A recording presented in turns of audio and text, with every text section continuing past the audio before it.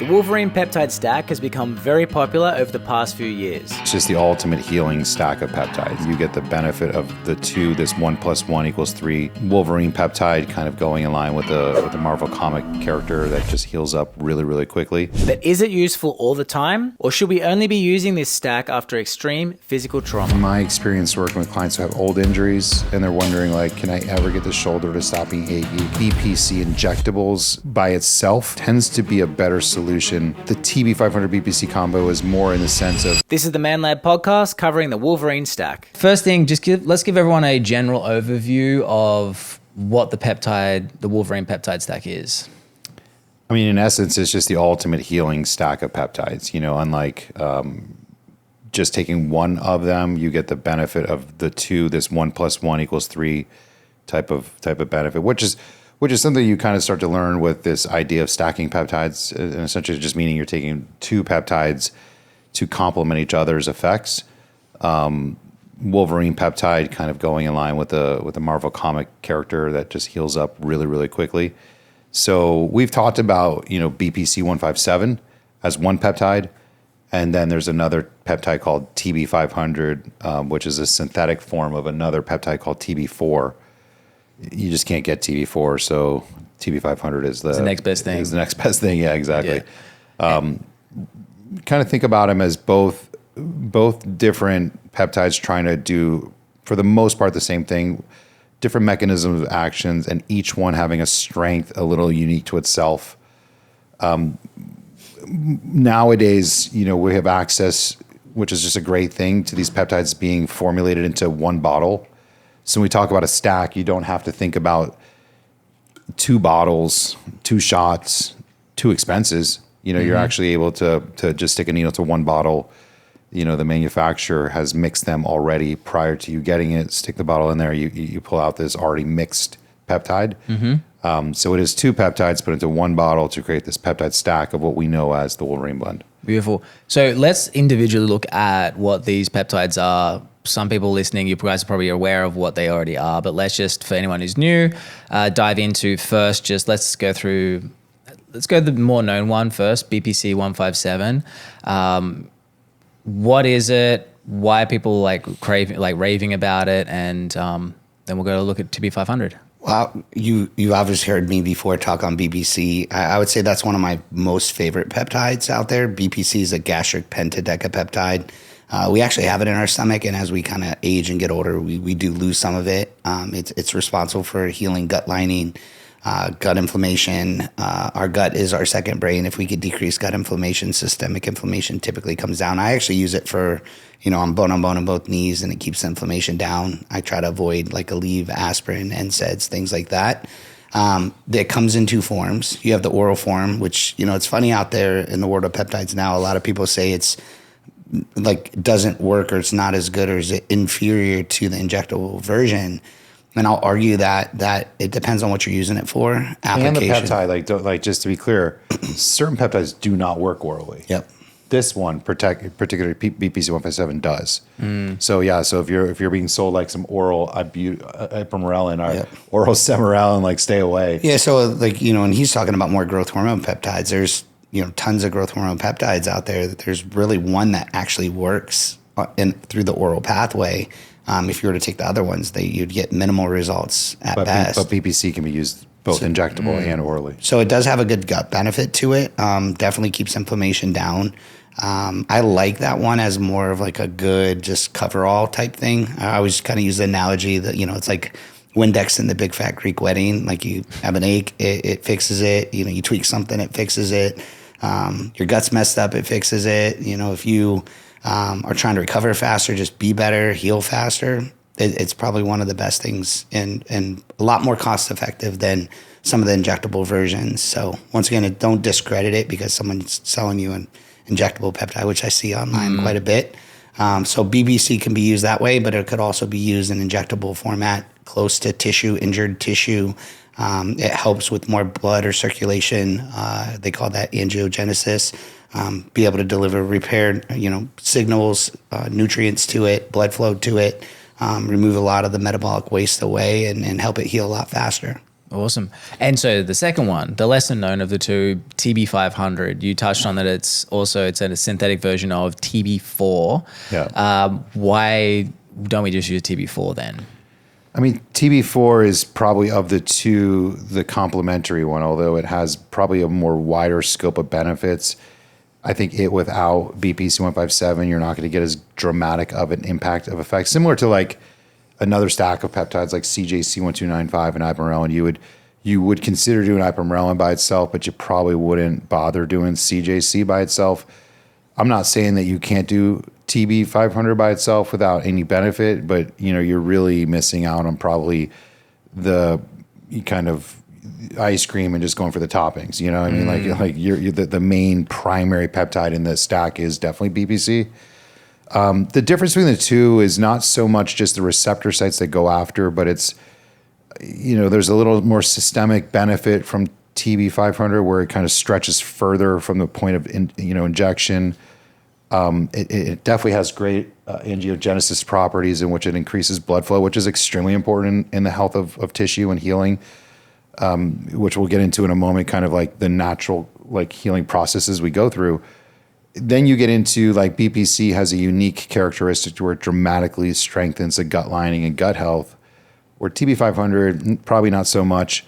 Both have a really great impact on anti-inflammatory, both do well with tissue, where BPC is a little bit more ligament, benefit and regular skin and bone health, where I think TB is more tendon and muscle tissue and has more characteristics. But don't hear me say, okay, I have a tendon problem, therefore I should take TB500 in higher concentrations, because again, without its like really it's Batman to its Robin, it's not doing the job it needs to.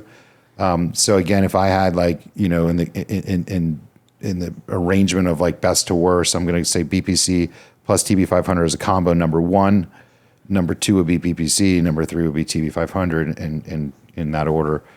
And then probably number four would be oral BPC. Yeah. Well, and a lot of times you use the analogy that, BPC, TB, that 1+1 typically does produce 3, if not more. Yeah. They're very synergistic. And it's kind of one of those things, if you're using it post-injury, post-surgery, why wouldn't you want to just check the boxes and not really leave like question if it's going to be able to take care of that situation? Yeah, I mean, if your gut health issue is your number one concern, then go with BPC at higher concentrations, because like I said, that's going to really be the star character there. Yeah. It's crazy because like being in this business and now getting kind of more known in this field for what we do, I probably get more inquiries on healing peptides, BPC, the Wolverine blend, than anything else nowadays.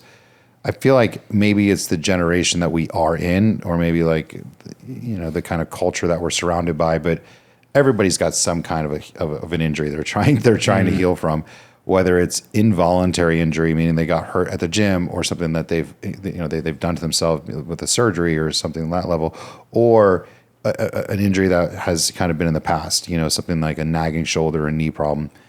I'm not an accident-prone guy. I'm not gonna say I haven't fucked myself up along the way. I definitely do have some injuries, which I'll go into probably a little bit. But it's just something I choose to use to keep the aches and pains of the day away. I do work out pretty consistently. I noticed that my repair from the gym, which is let's be honest, why do we work out the gym? The act of tearing your muscle up at the gym, and then you get sore, and then your body heals itself by making stronger, bigger muscles, is why we work out, how bodybuilders build their bodies. You're speeding up that process. And there's a combination of speed and quality, right? So my thought is, when using a peptide, and this is truly my anecdotal experience and my thought of how I've seen things through, if I was to injure myself and just let time allow me to heal, I do believe the heal may take slower, but the end result may not be as good. It may look bad with scar tissue. It may be a little janky after the fact, in which it kind of still never really feels 100%. And those times that I've really said, I'm going to follow what I know and do my protocol and program, like the aftermath is pretty perfect. Like my knee goes back to 100%. I don't have the scar tissue. I don't have that lingering problem after, I go through it. So when I talk to people about it, I'm like, look, if time is willing to allow your body to heal, then BPC and TB500 would be your best ally, because it's going to speed the time up, but it's going to make the time you take off way more effective and the end result better. Because, the injury is short term. For most of us, we choose to be athletes the majority of our lives. I can't tell you how many guys I know in their 60s that say, man, I hurt my shoulder when I was in my 40s and it's been bothering me ever since. Probably what most of us idiots do is we get injured. The moment we feel like we can get back to the gym, we do. Yeah. We work through it, and we either injure it again or we just never allow it to heal at the rate it should. And so what's built, so scar tissue builds up. We make compensation for it in some capacity or another. And it's just not as perfect as it can be. And then in voluntary type stuff like surgeries, if you're having plastic surgery or elective surgery of some sort, or you're just getting a surgery because you have to, that's dramatic injury, and there's a lot of healing components that have to happen during that time. Tissues, skin, and you want to prevent obviously the development of scar tissue, internal and external, because aesthetically you don't want a nasty scar, and internally you want to have healthy tissue. That overstimulation of angiogenesis and development of blood vessels brings in all those nutrients both in and out, right? So our lymphatic systems and our blood flow systems provide a highway that provides attention of good things going into that area and then bad things coming out of that area. And blood is the carrier of majority of the nutrients that our bodies require. So increasing the capacity and the volume of blood coming in and out of an injury, I mean, you cannot sit here and not understand that. I don't care how, not familiar you are with this space. You can't not agree with that idea that bringing more blood in and out of an area is going to allow it to be back to where it wants to be and healthy. So yeah, these two peptides just really are extremely sought after nowadays. If you're an athlete, the last thing you want to be told is you got to take time off the gym. The last thing you want to be told is you can't play your sport. How many times have you kicked the can down the street on a surgery? I got a surgery pending, voluntary one. I'm going to get some patients. No, I'm just kidding. But I do have a surgery coming up that I do, and I'm kind of like, fuck it, man. I don't feel like taking the time with the gym. I'm in good shape right now. I want to look good for this time period of my life, so I'm going to wait till after, right? So I'm like, I want to wait till after Halloween. What is the recovery for getting your boobs done? Yeah, so my breast job will be, No, I that's the thing. I know so many surgeons that have said it's become unpredictable what to tell their patients anymore because they see patients doing this stuff. One of our buddies is an orthopedic surgeon, and he's like, I've never seen people heal like they do nowadays. What we're taught in med school versus what I see in the real life scenarios, especially the guys that we send to you. It's phenomenal. I don't even understand it, how this shit works out. A lot of times it equates to, think about it, when you're younger, you got hurt, you got injured, you healed really, really quick. Overnight. Yeah. And as the aging process happens, our body stops doing, you got to remember peptides are amino acids, sequences or chains of proteins that can help do certain things. And so, we lose a lot of that capability as we get older, and it's forever. People it's well, it is what it is. I got 6 months recovery, and now you have these things that can drastically shorten the back end time. I always say when it comes to something like that, if you can, time is of the essence, within that first 21 to 30 day window, post injury, post surgery, you could have 3, 4, 5 times faster. Now, if you wait a little bit or wait too long or it's something chronic and old, it's going to help, but it's nowhere near as pronounced. I mean, but it's nice to see people that maybe are in that 50, 60, because last thing you want to do is stop what you're doing, staying physically active. You see a lot of the older population. Your progress falls off. I would say as you get old too, you're one injury away or one fall or something from death, because you stop, body out of motion, shit falls apart. Yeah. And so it's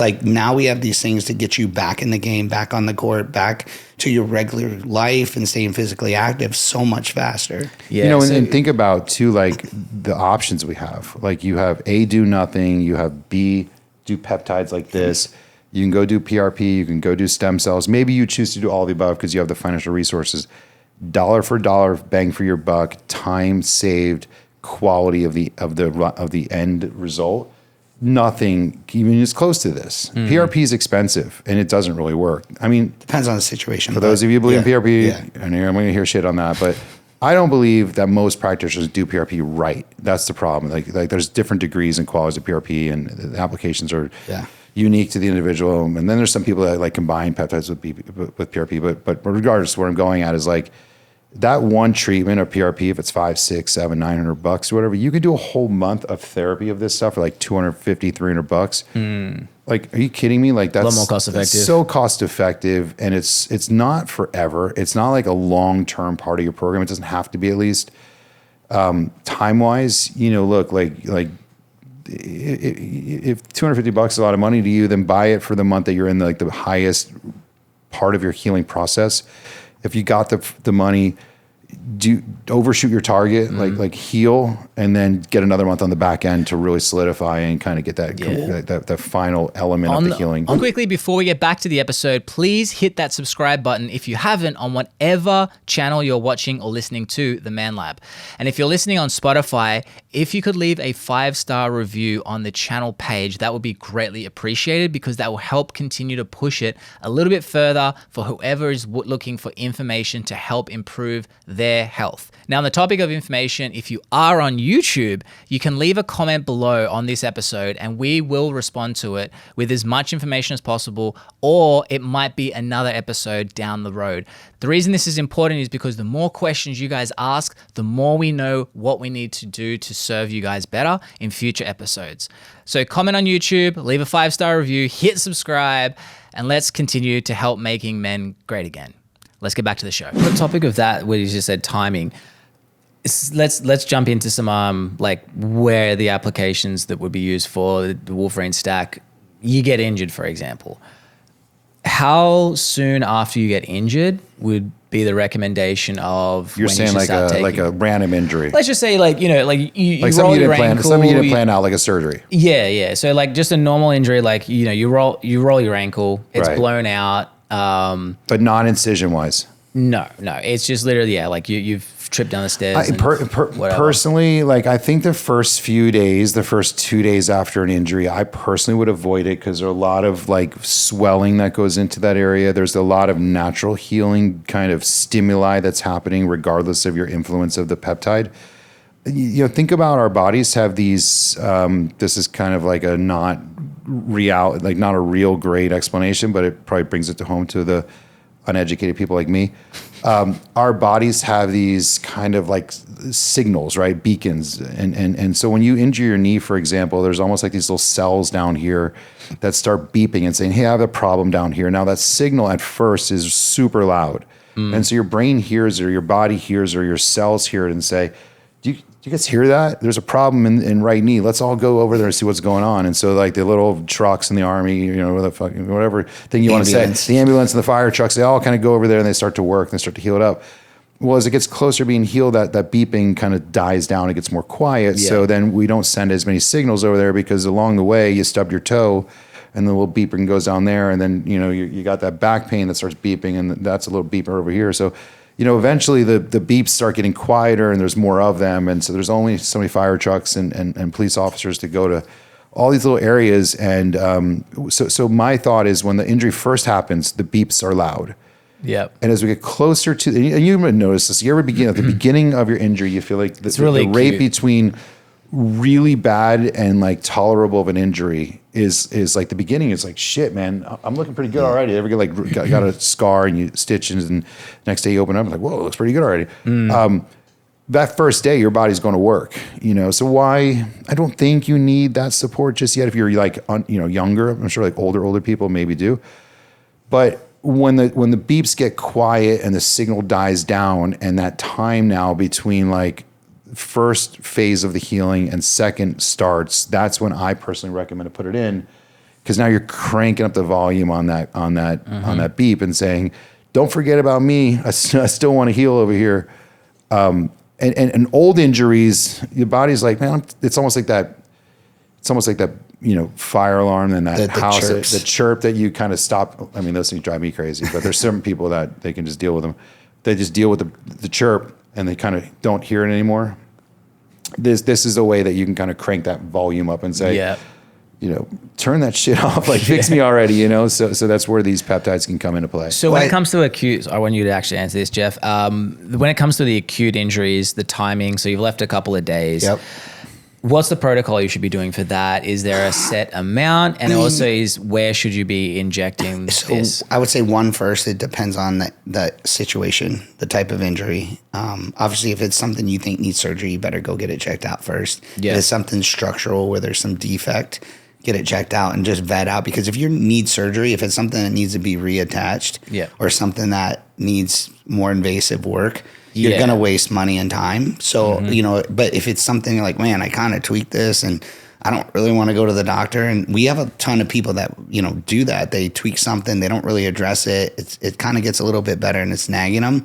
I was going to say it's a great litmus test. What we typically like to do is just let's check the boxes. So after that initial, kind of inflammation response happens, if it's a couple of days post-injury, I would say within maybe 5 days, you could start up. A lot of times we'll recommend an oral BPC to kind of work through the gut, kind of get the gut benefit, the systemic inflammation decrease. That's going to happen at a little bit slower of a rate. You'll still get some healing and repair that happens there.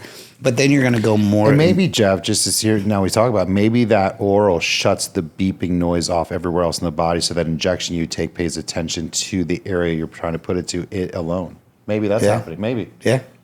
Makes sense, right? Yeah. The chirp stops. If we put basically the BPC shut puts all the the chirps battery off. back into the fire alarm. Right, yeah. So, but a lot of times we'll cover it or blanket it with the gut. And I always say, it can't hurt you to take an oral BPC because you're going to get a gut benefit. I can't tell you how many people take it and they're like, my digestion's better, my gut's better, I feel better. My editor takes it now and he's got chronic stomach issues, and it's usually like, he said it was, 12 times a month, and he's like, since he's taken it, it's dropped down to twice, but that's because those are the ones that usually, like, they're the super painful ones, the rare ones he has, and he goes, they kind of just creep through a little bit, but yeah, I've quality of life is diverticulitis. I've improved. talked about that publicly and openly. Yeah. Like, it's the one thing I can take that lets me eat whatever I want with no problems and no issues. Yeah. So that's kind of like the blanket, right? We're just going to cover it. And then, a lot of times using a combo product, BPC, TB.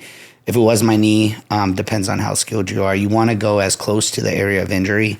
I had my knees done 2 years ago. I actually went into the knee joint, into the opening. I still made sure I went into soft tissue. But if you're someone who's not skilled or you can't do your shots, a lot of times we'll teach people to go closer into the soft tissue on the outer upper quadrant or quads. Like the insertion point of the quad. But the closer you could get to the area of injury, the better off you're going to be. Obviously, the further, you'll still get a benefit going systemic. I cringe when I hear people like, oh, just take it sub-Q. And if you got something in your foot, you're probably not going to see as much happen from it. So a lot of times we'll recommend as close to the area of injury into soft tissue, something immediate. Most of the time, anywhere from a 0.5 milligram to 1 milligram per day. And if you do a combo product of each, you could do like split dose, like half morning, half night, or always. I like it at night because you want to put it in and let it sit. When your body's you're not resting. going to be moving around versus like putting it in early in the day and then you're going to move through. So is it right or wrong? I try to think of every possible way to get the better outcome, and I've seen better outcomes by doing it later in the evening. So we'll usually put it close as possible. Something immediate, something new, 0.5 mg to mg per day for maybe 10 days, and then you scale it down a little bit. It's a great thing to see how fast that person progresses. If they do see great response to it, you could stay with it. If it's something that doesn't improve it at all or whatsoever, you probably need to go see the doctor. Yeah. So it's a good litmus test to see what maybe is the severity and is your body going to heal it on its own. Yeah, I mean, several years ago, I was on a boat. I fell off a boat, grabbed a hold of the boat. I kept going. Boat went up. I ripped, half my lat muscle completely off. BPC ain't healing that up. Yeah. So I made a choice at that moment, like stem cells, surgery, BPC. I was like, you know what? I'm just going to heal. I did do the stem cells and I did BPC, not to think I was going to heal my lat to a point where it'd be reattached. I just wanted to cap off like the frail ends, which I knew were basically aggravated, fiery, kind of, a lot of hematoma going on. I knew it wasn't going to like fix it. I was taking shots in my lat as close to, but you got to be practical. Like it's not going to reattach, a torn bicep and all of a sudden like BPC is the answer. Like we're not putting orthopedic surgeons out of business. Yeah. We're friends with orthopedic surgeons. We complement their business, but we're not taking their business. On that topic of surgery, so surgery is another common thing that people use. Yeah, that's why I was asking about the type of injury you're inquiring about, whether it's voluntary or involuntary. Yeah, so the previous was just any sort of natural injury, no surgery required. Now surgery. So as a post. Well, get it in your system right? So prior to your surgery, start your regimen, especially of the oral BPC-157 for two reasons. Like you want to get the inflammation out of your body and your gut nice and healthy because all the anesthesia and all the stuff that you're going to be doing is going to jack up your gut. And now during that time, So you're prepping the system, really. You're prepping your system, correct. Now, there's a reality, I think, to some point of a receptor site downgrade. And I think if you start to use your biggest ammunition prior to it being needed, when you do introduce it, it's not going to be as powerfully impactful. So, maybe, and in my opinion, I always start on the oral prior to, like about 2 to 3 weeks out. The week of like my surgery, I start the subcutaneous injections, not into the area. Like if I'm having my knee surgery, I'm not going to shoot my knee because I'm gonna hurt my knee again anyway. I'm going to end up putting a slice through it, which is a re-aggravated injury. But I'm going to start putting a systemic, so my body starts getting like those active kind of healing properties going. And then, of course, the surgery happens. I wouldn't still be putting it in my leg. I would still be doing systemic or oral. Yep. And then once I feel like my leg has got close to that point, unlike Jeff, who's kind of more of a man than I am to go into his knee, like I would go more into the biggest muscle tissue that's closest to those really more uncomfortable injection areas. I got guys with fibromyalgia in their foot, ankles being rolled, tendonitis in the elbows. Like those are Plantar not fasciitis. plantar fasciitis. Like those are not fun injection sites. Yeah. You really want to do it in areas that are probably more comfortable, close to, because you don't want the injection process to be, more aggravating than, of course, the injury is. So, like, if I had tendonitis or golfer's elbow, I would probably do it in my bicep or even my shoulder.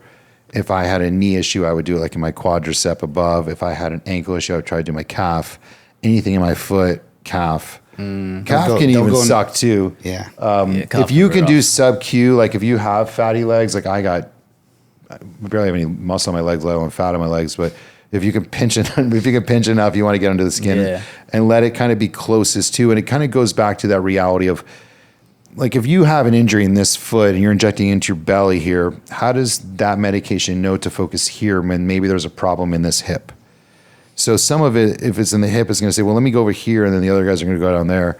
Yeah, a majority of them are going to come down here because obviously there's the biggest pain signaling beaking going on down there, but put it as close to it can so you don't have to run the risk of dilution. Yeah. Is injecting into the knee joint painful? It's not bad if you do it right. They're a small insulin needle. Now, if you do it wrong, If you do it wrong, it's a doozy. Okay. I mean, Where a do you lot do of, it? So Like- actually, where you bend your knee at 90, there's openings on either side. that's of what the I was thinking. Patellar tendon. You could actually soft tissue. No way, bro. Yeah, because I got I've like taken a 10. million injections. I would not do that. I think I might have to look And into then doing a it on that lot. What side I was there. gonna say though is if you do have surgery, Do it right make out sure here. you You're stay like- you're away like, from the it's not bad at scar. all. Definitely stay away from the scar insertion point where they actually incisions. Stay away from You that. could go outside of that, no problem. And like I said, anywhere soft tissue. Is it like a lot- general distance you would recommend from the scar? I mean, I would say you get half inch to an inch, but a lot of times you're using small and little insulin needles. I think there's some arguments. Some people are like, oh, you're not using a deep needle. You're not going to get close to it. You just need to be in the You vicinity. ever heard the saying like horseshoes and hand grenades? Like, Yeah, my wife uses that one. I don't get it. Yeah, He's like- well, you don't have to be like, you don't have to be spot on. I've never seen a horse with a grenade. Like, I've never seen that combo. That's why I'm Horseshoes. confused. Horseshoes, like The where you game play of horseshoes. horseshoes with It's the like the horseshoe. closest to the target still wins. Fucking Americans. Grenade, you don't have to throw it. Anyway, You just throw it close, it blows up. It's good. as long as you get it as close to where you want it to be as you can get it without it being like overly difficult or overly painful. Yeah. Guys who have lower back injections or like neck issues, like it's a lot to it's stick a rough. needle in your neck, Put right? in So maybe traps. doing your trap. Yeah. I had a nasty trap, like one of those things where I don't know what was going on. I couldn't turn my neck. I was just so jacked up. My wife would not, massage. I went to like 2 massage therapists. It wasn't work. I went to 2 chiropractors, adjusted, wouldn't crack. I'm like, this is just awful. I had that just headache for like a week straight, And I just gave myself injections in my trap, and within 2 to 3 days, finally, like really, it worked out. Released that. Okay. So, next type of surgery, you guys have touched on it briefly. Actual cosmetic surgery. Yeah. So, cosmetic surgery, people going in, this is a new one. I know we do a lot of stuff with local surgeons, and they're seeing huge results. You mentioned that earlier. Yeah. Why, most people don't really think about that probably, but what's the benefits of a Wolverine stack post and pre-surgery? Well, because first off, a cosmetic surgery is exactly that. It's for cosmetic purposes. You don't want an ugly ass scar, and you definitely don't want the healing process to be any longer than it needs to be, because that's where, problems arise. If you ask any plastic surgeon, the outcome of their surgery is not so based on what they perform in the operating room. More often than not, it's how well their patient, behaved themselves after. Yeah. Didn't go to the gym, dress their scars, put on silicone tape or whatever to minimize scar tissue. Why not give them artillery to speed the body's up, ability to heal? We would generally, in that case, recommend adding copper to that stack also, the GHK peptide. How come? Yeah, so GHK has a pretty cool property. It has healing benefits. It has anti-inflammatory properties. It has antimicrobial properties, so it'll reduce inflammations. But it also stimulates collagen production, and so it can help the skin, like around that area, regrow and be firm and tightened up. And then, of course, keep And is that localized as well, like in terms of application? it or doesn't just really make any subcutaneous? I think a Fine. lot of times if it's your face, you're gonna just go sub-Q, get it systemic. You're not going to do any cheap. But I'll tell you Yeah. that 1 + 1 + 1 Equals is like 5. 9. Yeah, No, it yeah, seriously all does, because they both all help with collagen. That's one of the benefits. But GHK amps it up quite a bit, so they do play off each other. Right. I used to not put much weight to it, and I'll tell you, he was using copper forever. And I just kept looking at him month after month. I'm like, damn, his skin's looking good. And then he's like, yeah, I've been consistent with my copper. So I was like, you know what, I got to get consistent. I started noticing fine lines getting better. you don't do Botox ever anymore, do you? I stopped just because I blow through it Yeah, so so quick. both of us, like when I owned the practice, we had our injectors in house, and then when I was living in Fort Myers, I was doing it often, and granted, I was a lot younger at the time. I was doing it, and when it would wear off, I would notice I'd have the fine lines on my eyes, and I would do it on my forehead and whatnot. And then I moved, and I stopped doing it. And like Jeff, I got really more into using NAD plus, which NAD I think is like the anti-Botox agent. I think you do Botox and NAD, they cancel It's each like other. Pac-Man, it eats it up. Yeah, for sure. So I would notice that my Botox bills were just getting crazy because once a month I would have to redo it. So I just stopped. I was like, fuck it, stopped at GHK, and all of a sudden all those reasons I tried to do it to prevent were not there anymore. I did not have the wrinkles. I mean, look at me now. I'm not saying my skin is flawless, because it's definitely not.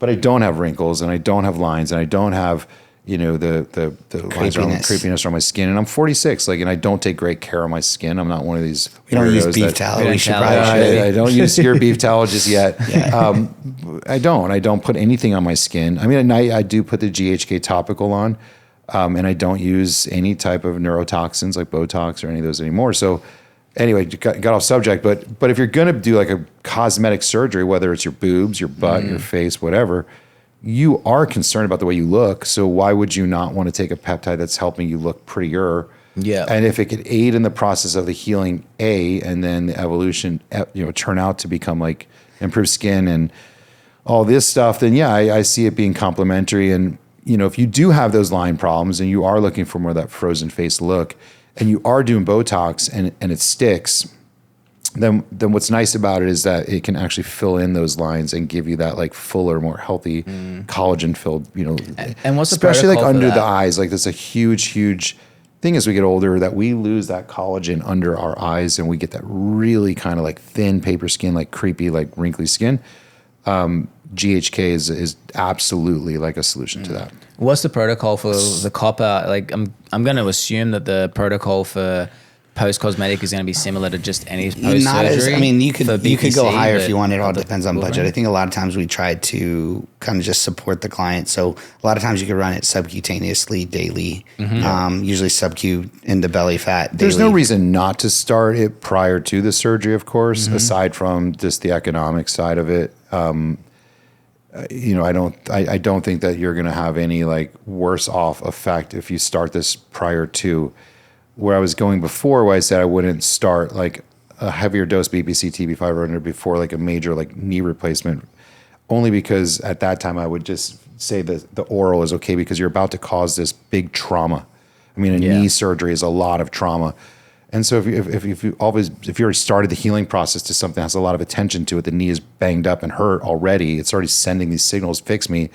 And then it's paying off attention to the knee. And then all of a sudden next week you go in and cut the knee off or open. What's the point, Yeah, it's right? redundant. We're in a cosmetic surgery issue. there's not a body part that's signaling to your brain that I'm hurt, I need attention. It may be saying I'm ugly and I need to be fixed, but or I'm small and I need to be bigger. But there's no like signaling factor internally that's happening that's paying attention or sucking up the benefits of these peptides. So I think in a cosmetic surgery, you're a little safer starting prior to getting your receptors and body prepped, and then do the surgery, and then start as soon as you can thereafter.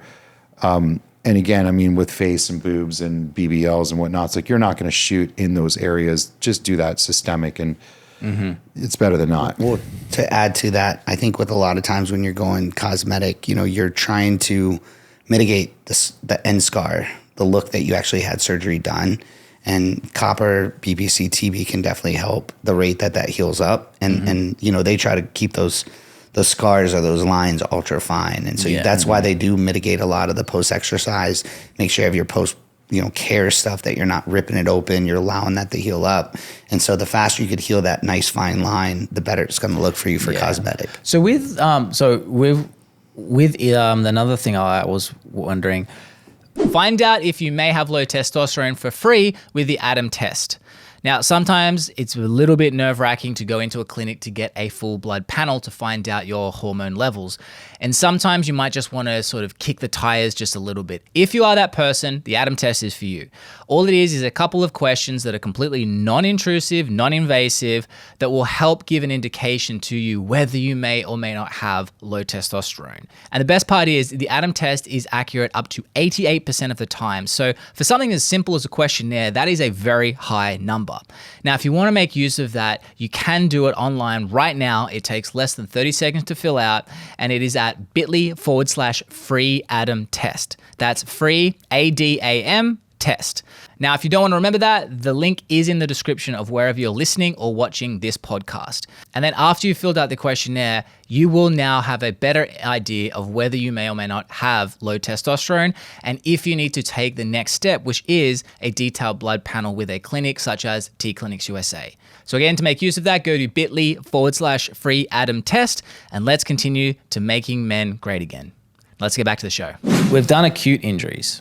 We totally forgot to speak about chronic injuries. Is the Wolverine stack useful for helping overcome chronic injuries? Yeah. So, I think you look at the person specifically, see what's bothering them. Some people, I feel like you could try, it depends on budget, but you could always start with an oral BPC first, see if that's something. Once again, you could go lower dose of the BPC-TB with that, see what kind of response they get. If it's something that's been 5 years old and it hasn't gotten better, and then you put them on it and they really don't see nothing and it's bothering them, they probably need to go see ortho and see what's up. But I can't tell you how many people we've done that with, whether it's just something as simple as an oral BPC or run the recovery protocol, not so pronounced that we would do immediate post-injury, post-surgery, but they might use that bottle over the month subcutaneously in a microdose. And all of a sudden they're like, wow, it's 2 weeks and I feel drastically better and it's progressing along.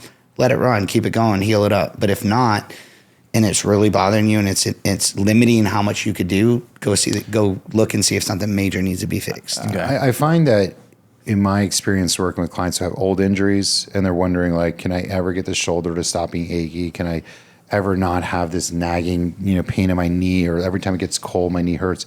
I think that BPC injectables by itself tends to be a better solution for the long term, just make that nagging injury not hurt anymore. Yep. Where I think the TB500 BPC combo is more in the sense of this injury is active and I want to heal it. So I think there's obviously so many different type of injuries that exist, but if you're sitting there listening to this and wondering, man, I've been a weight trainer my whole life and my shoulders are always hurting, or my knees are always hurting, my elbows are always hurting. I don't know if a BPC TB500 is your solution. I may think that BPC at a higher, volume or a higher dose for a longer period of time maybe, only because the angiogenesis seems to be stronger, and I think the anti-inflammatory properties are a little bit more significant. And then I wonder if the gut health component is contributing to the inflammation, which it will resolve.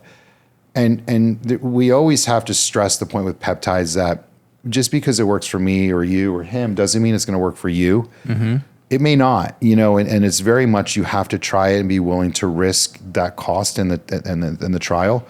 They're very low risk peptides. I mean, I don't know the risk aside from the monetary side. Safer than Aleve aspirin. Yeah, I mean, like if you could sit here and prove to me that like BPC is dangerous, I probably wouldn't listen to you because I don't see like there's bullshit out there of hyper, kind of people that really like to exploit risk and say like it can cause this and it'll do that, but like you'd have to do such an extreme measure of it on top of that person would have to already probably have that pre-existing risk to begin with, and then it may just happen to them kind of like if you had COVID and got a motorcycle accident, like you didn't die of COVID, you died of the motorcycle accident, you just happened to have COVID at the same time.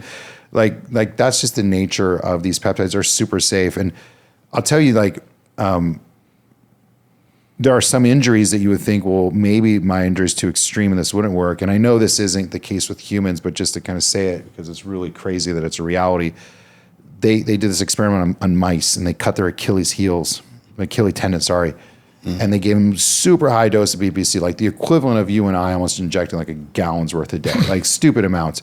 It actually regrew their Achilles tendons, right? Really? So under real, lab rat testing is hard to base like human, equivalent off of, but just to think about that, right? Like humans. So we need a gallon to become true Wolverine. Yeah, no, I have a little dog. I give my dog BPC-157 in an oral. I take an oral powder and I give my dog it for inflammation and just to kind of, help her with her aging processes and reduces some of her allergy issues. I call that puppy C. Yeah, but body protective compound.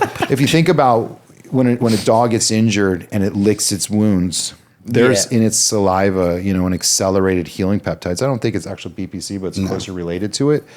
When they were trying to figure out, where BPC, how to come up with something like this, they actually tested dog saliva on humans, and of course, it didn't really work. But they were wondering, what was it about? Why could a dog lick its wounds to make it accelerate its healing process? And then we realized that we had this similar peptide that dogs had for themselves in our gut. And why was our guts able to heal at this exponentially fast pace comparably to every other tissue? Or even inside of our mouths. And the inside of your cheek, when you bite your cheek, you heal up like overnight.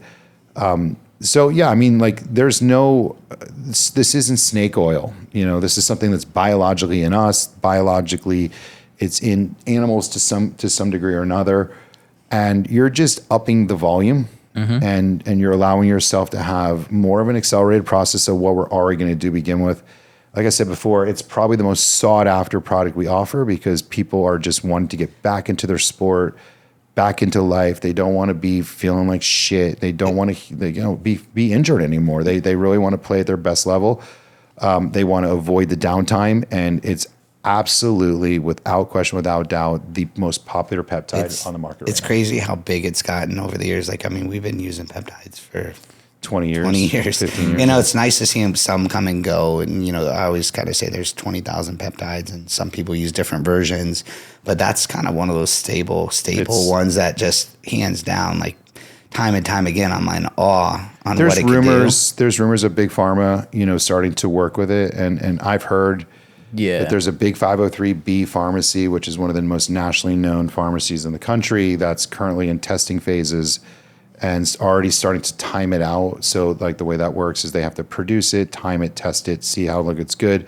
To make it FDA approved? No, because each time they test it, they can then extend their best use date, say, well, they lasted 30 days, lasted 60 days, lasted 90 days, lasted 180 days. Because they think that this is coming down the line to become more widely available, which is knock on wood. And I really hope that's the case because, quality of what's out there is questionable. You can buy this shit versions of it on research purpose sites and you don't know what you're getting. You could buy it on Amazon and you don't know what you're getting. It's unfortunately that there's the Wild West. There's variations of some of these peptides. There's one, for example, that's actually a positive evolution of it, like BPC has converted into what's called PDA or pentadecaarginate. Essentially, they took the BPC molecule and added arginate to it. Now that allows it to have more stability. It actually finds itself and binds itself to tissues better and easier. It actually finds itself ability to heal the gut lining and survive the oral pathway better. I'm not saying TB500 is a superior version of BPC, but it's definitely not a downgrade. Yeah. And it's also a way to alter it enough to say it's not BPC-157. Yeah. So if you hear about PDA or pentadeca arginate, you didn't get like a bootleg version. You didn't get a secondary quality version. And in some people's considerations, and in my opinion, it actually may be a superior product for your particular needs. And so, I think this is a really great time. Just like we're in this place in the world where science and AI and all these things are starting to become way more impactful in our everyday lives. Like look at the GLP-1 market, where we started as something like liraglutide many years ago, where it was a GLP-1 you take every day, then it turned into semaglutide, which came once a week, and then it transitioned to tirzepatide and eventually retatrutide, and many, many more that are coming down the pipeline. I hope there's more healing peptides that we have yet to hear about, and we hear about them like KPE and some of these others. Some are kind of bullshit. Maybe some aren't as impactful. Maybe it's hard marketing because educating the public is always a reality check for us in a business. Like how do we educate, but also inform and make available something quality, but recommend something to a brand new customer and have to sell them on the idea. And when it's not like remarkably better, right, and or it's almost damn near the same, just stick to the tried and true, because you already knew about it, you asked about it, you wanted it, you're asking for the next best thing. This is currently the best thing. Just take what we know. When something comes out new, obviously we'll be. If there's a bigger ROI, we'll figure it out. Yeah, definitely. There's actually some cool things happening in the space of some of the oral products, like SNAC. Things to kind of help with absorption through the gut with some of the oral. You hear it called SNAC, SNAC. Yeah. If you ever see BPC with SNAC, it essentially what makes it more bioavailable. So it helps the gut permeability, so you actually absorb more of it and get more out of it. So there's some cool advancements coming to be able to help the application absorption of some of these peptides. So it's nice to see some of it. There's some out there that I'm kind of like, it's not going to happen. But sometimes like the original is just the way to go, right? Like tried and true. Yeah, I mean the thing that so many people have leaned into, like over the years, people have tried to remake some of the classics, and sometimes the classics are still the ones to do, right? Again, like is BPC the one and only? Obviously, it's not. We're sitting here talking about BPC plus TB500. There may be the next version that includes another peptide that's reasonably well enough position to substitute out a portion, which is, by the way, something else I just want to say. Oftentimes, there's only so many milligrams per bottle that you basically get, regardless of who you're getting it from. You're going to take from one to replace with another. And so sometimes you see these more like 4 blend cocktails. So instead of getting 100% of one, you got 25% of 4. It's not enough. May not be better because these may be like less superior peptides. I just get all 4 separate and I throw it all. Yeah, if you're going to do all that, 100%. then you can make your own formulation, but that gets expensive and a lot of shots, and then it's like a whole different thing. But you were like, BBC? I'm like, I'm just going to just rip the Band-Aid off. So guys, girls, young, old, shot proponents, oral pill ability, if you're dealing with an injury, don't. Like, use this in your tool belt. Like, don't go through it. Don't miss your favorite sport. Don't struggle and suffer. Like, give it a shot. Could you waste some money on it?